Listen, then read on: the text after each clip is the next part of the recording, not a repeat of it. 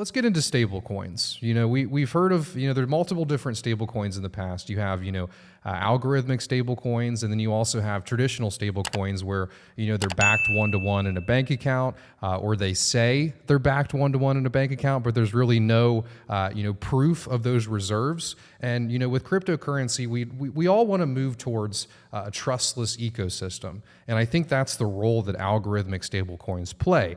However, if you look back, you've seen Luna, which doesn't seem very trustless. So, what is an algorithmic stablecoin? And then kind of compare that to traditional stablecoins where they say they're backed one-to-one or they actually are backed one-to-one. Sure. I would also add that we also have stablecoins that are backed with other cryptos, right? Mm-hmm. So if you want to be, stay fully digital, have the transparency that is required, you can also back a stablecoin with crypto. That makes more sense if you're, fully on an ecosystem that is digital. You actually you don't want fiat involved, right? Because again, fiat means trust and audits, and you never know what happens. And there are a few entities that control the entire collateral. And we've seen this, right? Whenever a new tether FUD is brought into the market, it may lose peg. Recent events in the market that kind of showed us, that what is failing is actually not the algorithms. What is failing is actually centralized entities, right? Mm-hmm. When FTX fails, it is not a failure for crypto. It will definitely put a bad light on crypto, but it's not a failure of crypto when you think of it. The algorithm stays the same. Bitcoin is the same the moment after. What is failing is actually a centralized entity. It can be regulated when it means that failure is less likely, but it's still likely. We've seen regulated entities fail all the time. But what is failing us is actually the man in the loop. So this is why you want this to be fully digital and transparent. So that's kind of the big difference between fiat-backed stablecoins or traditional stablecoins, as you call them, and algorithmic stablecoins or crypto-backed stablecoins. Now, when you venture into crypto-backed stablecoins, you can have a design where, let's say, I'm putting in ETH at a one-to-one ratio to back a stablecoin. ETH drops in price. Obviously, you just lost the peg. So that doesn't really make sense. This is where over-collateralizations come into place, and we've seen a few ideas happening around this. Before I dive into that, let me explain about algorithmic stablecoins, because Jed is actually taking both the idea of over-collateral and algorithms and merges it into one very powerful stablecoin.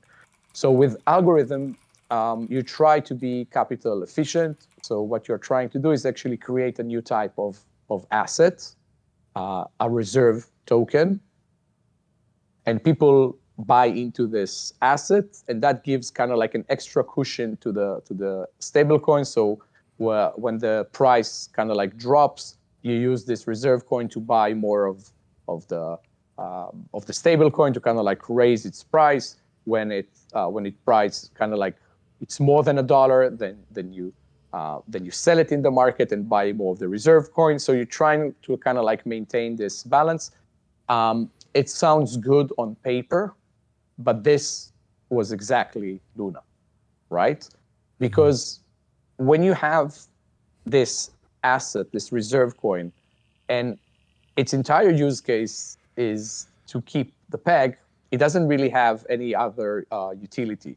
So you can have the sort of effect that we've seen with Luna of a death spiral, because when the reserve coin price drops, it immediately drops the price of the stable coin. When that happens, you actually need more of that reserve coin. You need to sell it in order to buy more of the stable coin, so you're dropping its price a bit more. Now, the stable coin price drops a bit more, and you have this death spiral. So Jet is very different than that. Big things. First of all, Jet is over-collateralized. So we're using ADA as the asset, the base asset that gives the stablecoin its value. Now, ADA is obviously non-dependent on JED. ADA has a lot of liquidity, it has a lot of utility, and it's completely unrelated to JED. So the price of JED and ADA doesn't need to move at the same direction. It's not correlating at all, right? And we're not just using uncorrelated assets, we're actually using a lot of ADA to back the price. So the healthy ratio in which JED operates is 4x to 8x, right? So you can have $8 worth of ADA in the system to mint $1 worth of JED.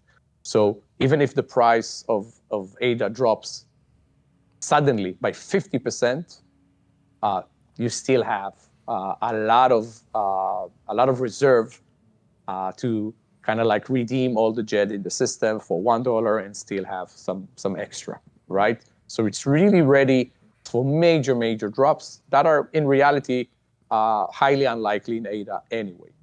And you mentioned 400% for the over collateral? 400 to 800%. Okay, and is that going to be determined by market conditions, volatility conditions, the 400 to 800%? It's actually dependent by user. So this is where Shen comes into play. So if you remember when I've mentioned algorithmic stablecoin, I've mentioned a reserve coin that comes into play. So this is Shen, because we need to give some incentive to people to actually deposit all that ADA in the smart contract, right? So this is where Shen comes into place. So when you deposit ADA in the smart contract, and by the way, you can test it right now in jed.xyz. There's a test net there, and you can play with it. It works brilliantly right now. When you deposit ADA in the smart contract, you can mint JED, so now you have a stable coin. However, you can also mint Shen. When you mint Shen, this is actually a volatile asset, but now you have quite a few benefits that are coming. So when people mint and burn JED, they actually pay fees, right? Even when you're doing stable coins, like fiat stable coins, when you mint and burn them, let's say with Circle, you pay fees. So these fees are not going to a centralized entity that produces the stablecoin. It actually goes to the community of Shen holders. So you're getting all these fees. So the idea there is that you actually want to provide ADA to the smart contract and take Shen out because you'll take a lot of fees coming from the system. When we model it right now, it looks kind of like 10% a year. There is actually more.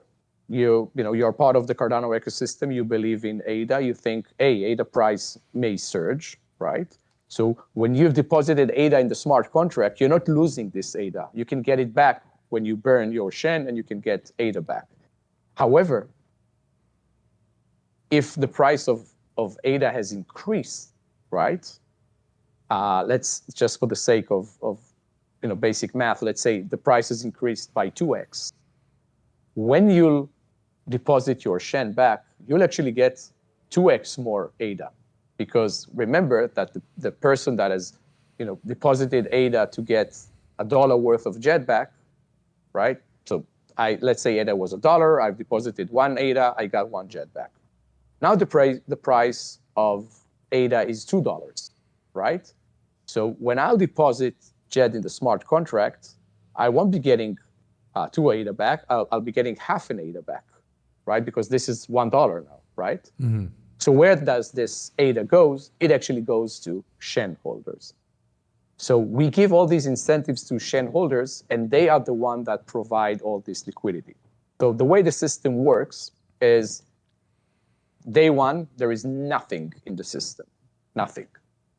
People start to deposit ADA in the smart contract. Now they can only mint Shen back. So they're minting Shen.